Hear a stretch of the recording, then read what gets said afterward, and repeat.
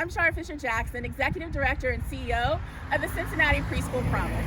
Today we're visiting Little Footprints Learning Center and talking with Ms. Denise McCloud about her experience with the Cincinnati Preschool Promise and how she's reopened to welcome classrooms full of preschoolers.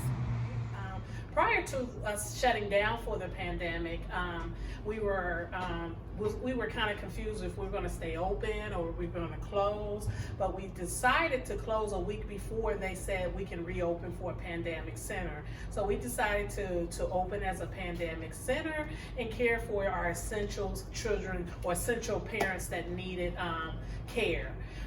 So we ended up enrolling around 30 kids into our pandemic center, and the parents only brought them when it was necessary to bring them if they didn't have anyone else to care for them. So it was kind of a blessing in disguise to keep our employees employed and working.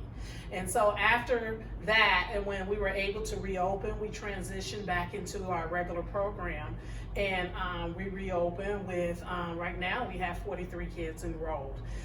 The process has been okay because, we have different programs that sponsor us, like Preschool Promise, and so parents, they come in. We don't allow them to walk through the center.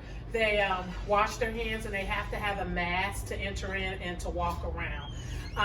We receive the kids at the front door, and then we bring them back to the front door after the programming. The transition has been really well. The parents have been helpful and encouraging, and they understand. All kids, our temperatures are taken. We record each temperature on their daily health checks every day to make sure that we're staying in standards with reopening as a pandemic. Are the kids excited to come back? The kids were excited and the parents were excited because they were with the kids for a long period of time, and so they were just grateful and thankful that they can bring the kids back, especially for the learning process of it.